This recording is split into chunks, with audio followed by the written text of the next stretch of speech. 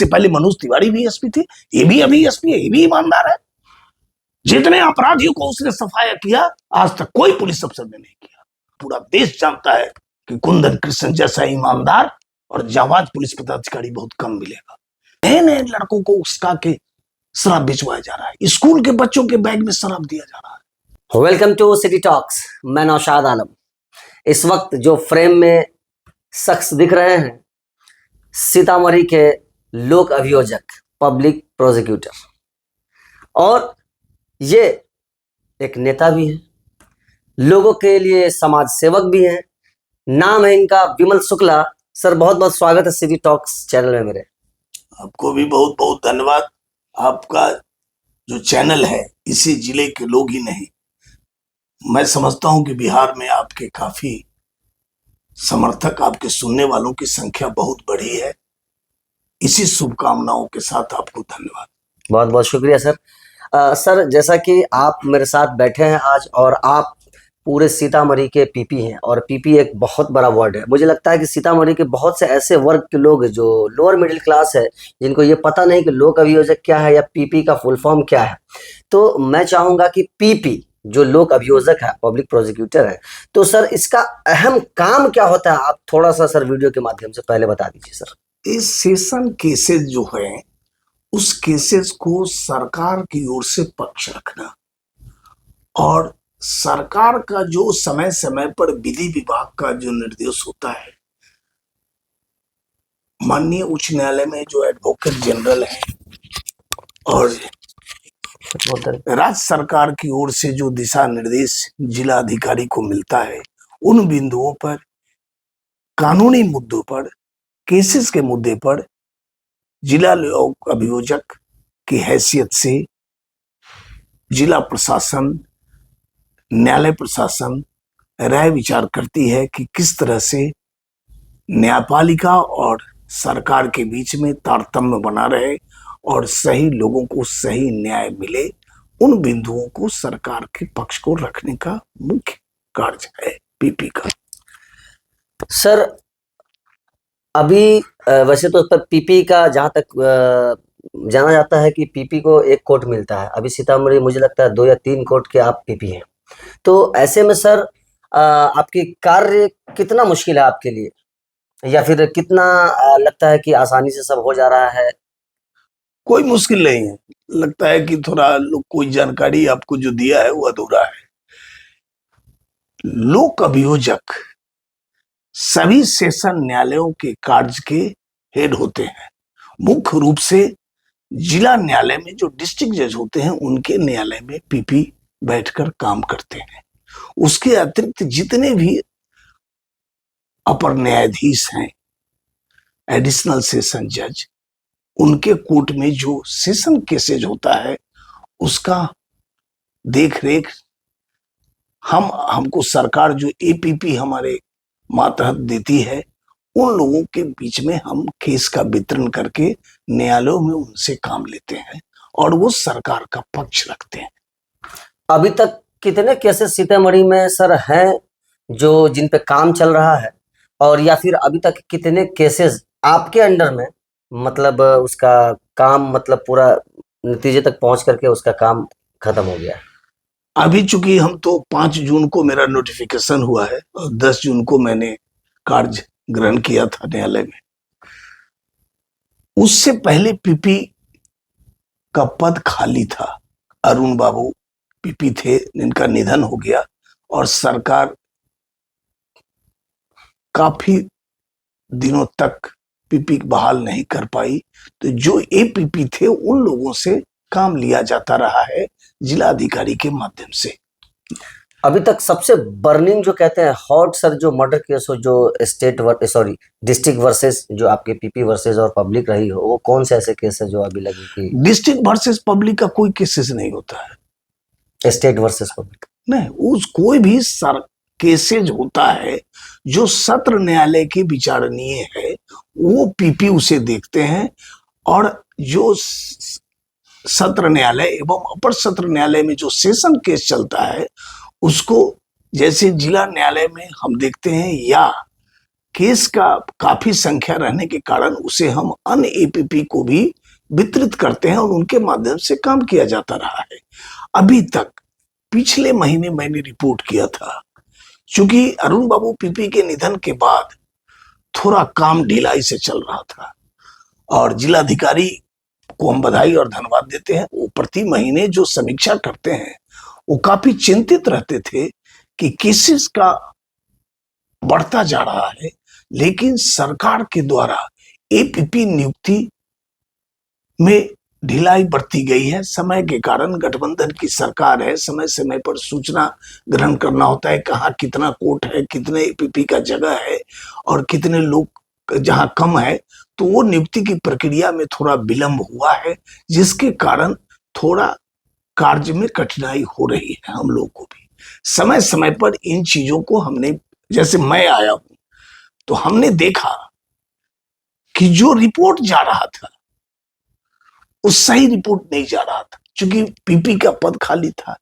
APP लोग को जिस तरह से केस का अंबार हो रहा है, पीपी जिस तरह से केस का नियमानुकूल बंटवारा करते थे, वो बहुत दिनों तक पीपी का पद खाली था, इसलिए वो सही ढंग से नहीं चल पा रहा था। लेकिन आते आते जब मैंने रिपोर्ट की, हमको जानकारी मिली, हमने एपीपी लोगों के साथ जो समीक्षा बैठक की, डीएम साहब के साथ बैठक हुई है, डिस्ट्रिक्ट जज, एसपी, डीएम, अन्य जिले के आला अधिकारी जहां बैठते हैं, डीएलएस की मीटिंग होती है, उसमें जो डिस्कशन और हुआ है उसके मुताबिक पहले दिखाया जा रहा था कि केस 1600 है, लेकिन चूंकि पीपी नहीं थे, बहुत केसेज आवंटित नहीं था, वैसे केस भी पीपी के नहीं रहने से वो खाली पड़ा हुआ था। तो जब हम आए तो हमने जांच कराया, लगभग 2 महीना तो मुझे उस जांच कराने में लगा है। तो हमने जब पिछले महीने रिपोर्ट की तो वो 1600 नहीं केस था, सत्र न्यायालय के सेशन केसेज 3900 केस था, और मात्र हम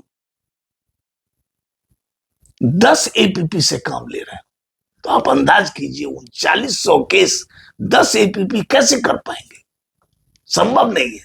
लेकिन फिर भी हमने तुरंत राज्य सरकार को लिखा, विधि विभाग को लिखा, विधि मंत्री मंगल पांडे जी को हम और हमारे सांसद महोदय भी हमको इसमें मदद की, एडवोकेट जनरल के पास भी हम गए और लिख के दिया कि सीतामढ़ी में 33 एपीपी का जगह है, जहां हम मात्र 10 से काम ले रहे हैं। कुछ लोग मर गए जो एपीपी है, कुछ लोग लाचार हैं जो न्यायालय में आ नहीं पाते हैं, तो इन सब को काटते हुए मात्र 10 है, जो मैंने पिछले महीने में रिपोर्ट किया है सरकार को। तो अब संभव है 10 से 3900 केस लेना, लेकिन सरकार के पास संचिका बड़ी है। मुझे उम्मीद है कि माननीय नीतीश कुमार काफी इस मामला में, और हमारे विधि मंत्री संज्ञान सीतामढ़ी जिला के मामले से तो राज्य भर का मामला है, लेकिन सीतामढ़ी की संचिका बढ़ गई है। हमको उम्मीद है कि निश्चित रूप से बहुत जल्द हमको एपीपी का जो 33 जगह है उसे निश्चित रूप से मिल जाएगा, तो हमको काम करने में सुविधा होगी। सीतामढ़ी में भी आजकल जो है ना क्राइम का संख्या बहुत ज्यादा बढ़ गया है। आए दिन सुनते हैं आपकी गोली चल रही है, चाकू से गोद दिया जा रहा है, कई हत्याएं, कई मर्डर्स हो रहे हैं। सर, इस पे एज अ पीपी आपको नहीं लगता है कि एक प्रशासनिक साठगांठ के साथ इस पर एक अहम मतलब ठोस कदम उठाया जाए, जिससे हत्याएं कोई नहीं रोक सकता है, गोली चलाने से किसी को कोई रोक नहीं सकता, लेकिन अपराधियों को एक कड़ी सजा दे करके एक एग्जाम्पल सेट कर सकते हैं, जिससे अपराधियों में खौफ तो आ सकता है। ऐसा क्यों नहीं ठोस कदम उठाया जा रहा है? देखिए, उसके पीछे बहुत सा कारण है। केस अपराध बढ़ना, कम होना, लेकिन निश्चित रूप से सीतामढ़ी में आप जाके देखिए अपना रिपोर्ट, अपराध कम हुआ है पहले की अपेक्षा। इधर आप जो कह रहे हैं घटनाएं कुछ घटी हैं, बहुत दुखद घटना है। किसी को गोली मार देना, किसी निरीह प्राणी को, कहीं कोई कुछ भी है, लेकिन किसी को गोली मारना, हत्या करना, लूट करना, इसे नीतीश सरकार कभी बर्दाश्त नहीं करती। सुशासन की सरकार है, चूंकि आप देखते हैं नीतीश कुमार का बड़ा स्पष्ट निर्देश है कि कोई निर्दोष नहीं फंसे और कोई दोषी नहीं बचे। परंतु कमी कहां है ये मैं बताना चाहता हूं, वह स्पष्ट रूप से केस में जब गवाही देने का समय आता है तो जो मुकदमा करते हैं वो हत्यारा के पक्ष में गवाही देते हैं। हीनियस क्राइम होता है, कोई गवाही देने नहीं आता है। उदाहरण स्वरूप आपको हम बताते हैं, यही सीतामढ़ी में एक यतींद्र खेतान या कोई थे दवा के दुकानदार की हत्या हुई थी, जाके पता करिए, कोई गवाही देने नहीं आया। कैसे न्याय मिलेगा? जिसके घर में हत्या हो रही है उसका इन्फॉर्मेंट, आई विटनेस न्यायालय में जब खड़ा होता है तो कहता है कि हम कुछ नहीं देखे, हम नहीं पहचानते हैं, तो न्यायालय क्या करेगा? एविडेंस नहीं रहेगा तो कैसे सजा करेगा? इसलिए इसमें अन्य लोगों का भी दोष है। और क्राइम इधर मैंने पाया है, क्योंकि हम इस जिला में 1973 से रह रहे हैं और मैं जेपी आंदोलन से जुड़ा रहा हूं। मैं संघर्ष में विश्वास किया हूं और मैं भ्रष्टाचार के खिलाफ जिले में लड़ता रहा हूं। मैं 2 वर्षों तक जेपी आंदोलन में जेल में रहा और आज भी मेरा सोच और विचार वही है कि कोई भी गलत को गलत कहेंगे और सही को सही कहेंगे। लेकिन कमी आई है, आज क्राइम दूसरे तरह का रूप ले लिया। पहले डकैती होता था, डकैती में मर्डर होता था तो 396 होता था आईपीसी का। आज आप देखते हुएगा एक भी 396 का केस नहीं है। 395 के केस में कमी आ गई। आज अधिकतर भू माफिया से जुड़ा हुआ। अगर आप चैनल के माध्यम से मैं आपको बताना चाहता हूं, अगर आप चाहते हैं कि सीतामढ़ी जिला को स्वच्छ और निष्पक्ष और सही अपराधियों को पकड़े, तो ये भू माफियाओं जो सफेद पोस्ट से लेके बड़े बड़े करोड़पति अरबपति हैं, उन लोगों की जांच होनी चाहिए और जांच हो भी रही है। सीतामढ़ी जिला में जो आप इंगित कर रहे हैं पूछने का बात, उसमें भू माफियाओं का हाथ है। कौन भू माफिया है जो अपराधियों को पोसता है और गरीबों का जमीन कब्जा करवाता है और गरीब डर के माथे उस भू माफिया से बोल नहीं पाता है? अब जाके पुलिस विभाग के संचिकाओं में जाइए। क्या लगता है इसमें पॉलिटिकल पावर का भी बहुत खेल है? मतलब पॉलिटिक्स के जो लोग हैं, जो बड़े पद पे बैठे हैं, उनका भी बहुत पॉलिटिक्स में तो गिरावट आई है। यही भू माफिया लोग प्रभावित करते हैं, नेताओं के पास प्रेशर करते हैं और कहीं ना कहीं राजनीतिक दलों में कमी आई है, जो संघर्ष नहीं करते हैं, भ्रष्टाचार के खिलाफ सड़क पर नहीं उतरते हैं। निश्चित रूप से वैसे लोग जो बड़े बड़े अपराधी हैं, उनके खिलाफ कोई मुंह नहीं खोल पाता है। हम आप चैनल और पत्रकार सीतामढ़ी के लोगों को कहना चाहते हैं कि अपनी आंख को खोलिए और सही आकलन को रिपोर्ट रखिए कि कौन अपराधी है, कौन भू माफिया है जो जिले को अशांत करा रहा है, कौन राजनीतिक लोग हैं जिनके उनके पीछे हैं। किसी पर आरोप गढ़ देने से नहीं होगा। सही बात कोई, मैं कहता हूं कि आपको भी हम आमंत्रित करते हैं कि सभी राजनीतिक दलों को एक मंच पर बुलाइए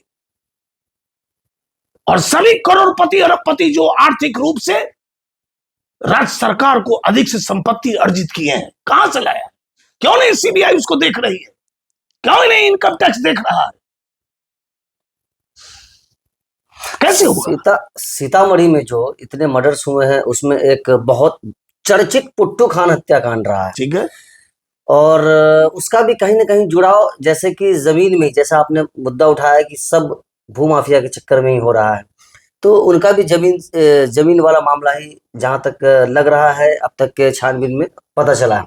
लेकिन एज अ पीपी, जैसे कि बहुत आए दिन देखा गया है कि आप भी पॉलिटिक्स में एक्टिव रहते हैं, सांसद जी के साथ भी आप हैं, उसमें जो अभियुक्त कुछ लोग थे, आप भी अक्सर प्रेस कॉन्फ्रेंस में उनके साथ भी दिखाई देते थे, लेकिन अभियुक्त होने के बाद उन पे कार्रवाई हुई, हालांकि पर्चा भी चिपकाया गया जो एक कुर्की जब्ती के लिए, लेकिन उस पे अब तक किसी तरह का एक ठोस कदम नहीं उठाया गया।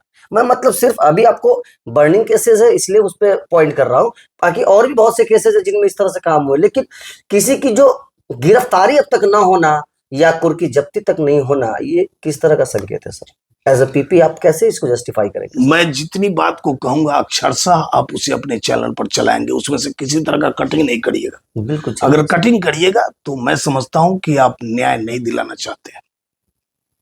किसी भी केस का अनुसंधान सबसे बड़ी चीज होती है और अनुसंधान में किसी का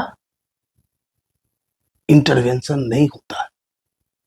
अभी वो केस अनुसंधान में, किसी भी केस, वो केस नहीं हम कह रहे हैं, किसी भी केस जब तक अनुसंधान उसका हो नहीं जाता है तब तक इस तरह का प्रश्न नहीं करना चाहिए। अनुसंधान में क्या होगा, शुरुआती दौर के अनुसार कोई भी एफआईआर होता है, अब जाके कानूनी प्रक्रिया देखिए, एफआईआर ही ट्रूथ नहीं होता है, ट्रूथ भी हो सकता है, लेकिन उसी एफआईआर में आपने क्या लिखा उस पर अनुसंधान होता है। बड़ी पदाधिकारी क्या लिखे, सुप्रीम कोर्ट में चले जाइए, बड़े बड़े फैसले हुए हैं, सुपरविजन रिपोर्ट को न्यायालय में नहीं मान्य होता है, वो सरा हुआ कागज है। लेकिन अनुसंधान करता क्या अनुसंधान किया, क्या साक्ष्य संकलन किया, उसके आधार पर कार्रवाई होगी। मैं सुना हूं बार बार, आप लोग कभी चैनल से अन्य लोगों से आता रहता है, बयान लेते रहते हैं नेता लोगों से, कुछ लोगों से, कोई कुछ नहीं कर सकता है जब तक अनुसंधान कंप्लीट नहीं हो जाता है। तब तक इस्तेहार हो, कुर्की जब्ती हो, वारंट हो, नॉन अवेलेबल वारंट हो, आप पर उससे उंगली नहीं उठा सकते हैं, कुछ नहीं आप कर सकते हैं जब तक अनुसंधान में मामला है। अनुसंधान में क्या तथ्य आता है, हो सकता है जिसका उसमें नाम नहीं हो वही हत्या करवाया, हो सकता है जिसका एफआईआर में नाम हो वही दोषी हो। तो जांच की मांग कीजिए। ये निश्चित रूप से मैं सीतामढ़ी जिला के लोग कहता हूं कि जो भी निकट भविष्य में घटनाएं घटी है उसका सही जांच हो, और जो दोषी हो उसके खिलाफ साक्ष्य जाए और साक्षी आवे। और मैं कहता हूं, मैं अपने पीपी रहते हुए भी और नीतीश सरकार में कोई भी साक्षी को कोई रोक नहीं सकता है न्यायालय में आने से। जितने भी केसेस है, कोई भी सरकार का भी मार्गदर्शन है, पुलिस प्रशासन का मार्गदर्शन है, न्यायालय में उसमें भी बहुत चौकस रहती है कि कोई साक्षी अगर कहता है कि हमको साक्ष्य देने में बाधा पहुंचाया जा रहा है तो पुलिस फोर्स उसको घर से लेके पहुंचा कर वहां तक पहुंचाती है, उसको सुरक्षा देती है। एक भी केस हमको बता दीजिए आप पूरे जिला में कि कोई सुरक्षा की मांग किया हो, कोई गवाही आने में किसी को कठिनाई हो और जिला प्रशासन और न्यायालय से उसे मदद नहीं मिला हो। एक भी उदाहरण नहीं बताया, नहीं है ऐसा एक भी उदाहरण। लेकिन आपको लड़ना होगा, आपके घर की किसी की हत्या हुई, आप सूचक बने तो आपको अपना साक्ष्य देना पड़ेगा। आप नहीं साक्ष्य देंगे और नहीं आप न्यायालय में जाके गवाही देंगे तो कैसे दोषी पकड़े जाएंगे। प्रशासन को, अपने सीतामढ़ी जो प्रशासन है, एसपी है, डीएम है, सब है, आप उनको किस तरह से संदेश देंगे या मैसेज देना चाहेंगे कि आखिर क्राइम को रोकने के लिए या फिर अपने सीतामढ़ी में कानून व्यवस्था को बनाए रखने के लिए उनको किन किन मुख्य चीजों पर, पॉइंट पर उनको ध्यान देना चाहिए जिससे क्राइम में कमी आए? बता देते, क्राइम में कमी आने के पीछे बहुत से तथ्य हैं।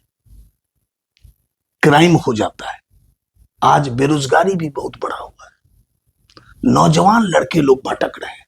आप देखते हैं शराबबंदी है, इतना सरकार उस पर सख्त है, लेकिन शराब की बिक्री धड़ल्ले होती है। उसमें कौन लोग शागिर्द हैं, नए नए लड़कों को उसका के शराब भिजवाया जा रहा है, स्कूल के बच्चों के बैग में शराब दिया जा रहा है, मोटरसाइकिल के टंकी में पेट्रोल के टंकी की जगह पर शराब रखने का बना के किया जा रहा है। मोटरसाइकिल की जो चोरी होती है, आप देखिएगा अधिकतर चोरी शराब वाले व्यापारी लोग करते हैं, और ये एक सब नए लोग हैं, यंग लोगों को भड़काया जाता है और उसी माध्यम से क्राइम भी बढ़वा देता है। लेकिन पुलिस प्रशासन की आप देखिए कि वो क्राइम को कंट्रोल करने में वो प्रक्रिया क्या कर रहा है। वो अगर कोई क्राइम किया वो पकड़ में आ रहा है कि नहीं आ रहा है, निश्चित रूप से 2 दिन से 4 दिन के अंदर में पकड़ में आया। इससे पहले मनोज तिवारी भी एसपी थे, ये भी अभी एसपी है, ये भी ईमानदार है, अच्छा काम कर रहा है। लेकिन आपका जिला बॉर्डर वाला जिला है, आपने अभी देखा कि नेपाल में आंदोलन हुआ है, नेपाल के जेल टूट गए, कैदी भाग गए, और निश्चित रूप से बड़े बड़े अपराधी सभी सीतामढ़ी में क्राइम करते हैं और नेपाल में टप जाते हैं। चूंकि 20 किलोमीटर पर यहां नेपाल का बॉर्डर है, 25 किलोमीटर पर बॉर्डर है, 28 किलोमीटर पर बॉर्डर है, और नेपाल से पकड़ के लाने में क्या कठिनाई कानूनी है वो भी आप जानते हैं। इंडो नेपाल की भी बैठक होती है। हमारा जिला प्रशासन बधाई के पात्र है, एसपी और डीएम। आप जो जानकारी चाहते हैं, निश्चित रूप से नेपाल के पुलिस से भी तारतम्य बना के चल रहे हैं, लेकिन इधर नेपाल थोड़ा डिस्टर्ब हुआ है, उसलिए थोड़ी कठिनाई सीतामढ़ी जिला को हो रही है। लेकिन निश्चित रूप से हम बिहार सरकार के डीजीपी विनय कुमार को बधाई और धन्यवाद, और कुंदन कृष्णन अपर पुलिस महानिदेशक को बधाई धन्यवाद देते हैं। कुंदन कृष्णन यहाँ एसपी रहे हुए, आज पूरी बिहार नहीं पूरा देश जानता है कि कुंदन कृष्णन जैसा ईमानदार और जाबाज पुलिस पदाधिकारी बहुत कम मिलेगा। विनय कुमार जैसे IITN है, आज तक उसके आदमी पर कभी दाग नहीं लगा, और अपराधी अगर कांपता है तो कुंदन कृष्णन से कांपता है।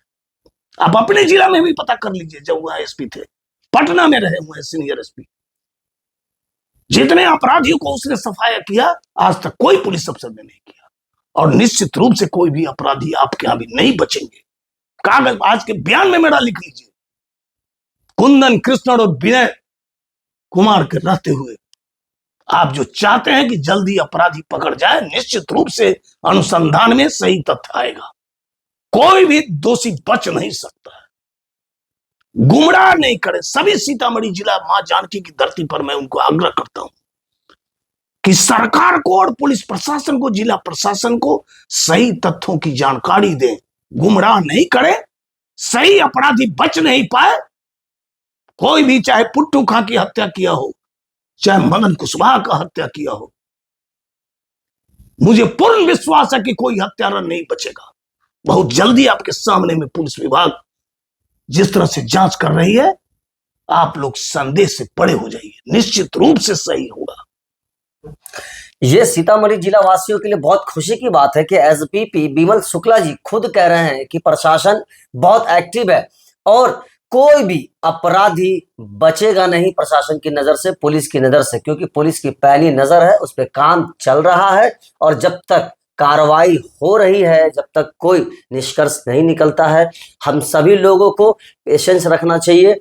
और जो लोग भी इस वीडियो को देख रहे हैं, अगर आपकी अपनी कोई राय हो, कोई क्वेश्चन हो, सवाल हो, तो आप लोग जरूर कमेंट में लिखें कि as a PP Bimal Shukla ji के पास मैं खुद लेकर के आऊं और नेक्स्ट वीडियो में मैं इनसे सवाल करूं कि आखिर क्यों नहीं क्राइम कंट्रोल हो रहे हैं, और एज अ पीपी ये जो कह रहे हैं क्या सही कह रहे हैं, क्या गलत कह रहे हैं, ये आप लोग खुद जस्टिफाई करें और कमेंट में लिख के वीडियो को शेयर कीजिए। सिटी टॉक्स को फॉलो कीजिए। धन्यवाद।